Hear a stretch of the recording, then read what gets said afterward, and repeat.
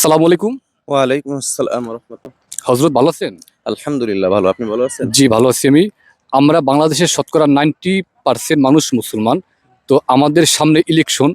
এখন আপনার কাছে আমি একটু জানতে চাচ্ছি যে আমরা মুসলিম হিসেবে আমরা কোন দল ক্ষমতায় চাই? এবং আমরা আমাদের কোন দলের পক্ষে কাজ করা উচিত এবং কোন দলকে ভোট দেওয়া উচিত? আপনি কি মনে করেন? নাহমাদুহু ওয়া নুসাল্লি আলা রাসূলিল কারীম। খুব সুন্দর একটি প্রশ্ন করেছেন।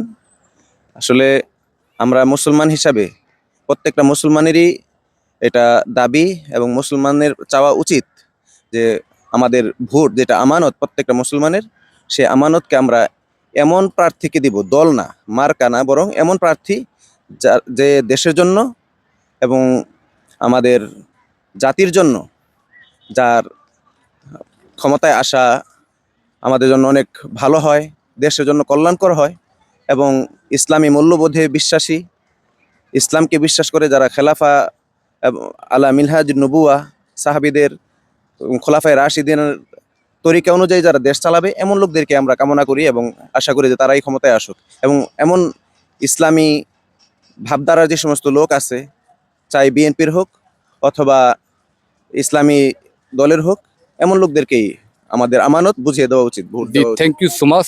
আপনি বলতে চাচ্ছেন যে যারা ইসলামের পক্ষে কাজ করবে আমরা তাদেরকে ভোট দিব। সেটা অবশ্যই, হতে পারে ইনশাল্লাহ। বিএনপি, হতে পারে চরমলাই, হতে পারে জামাত।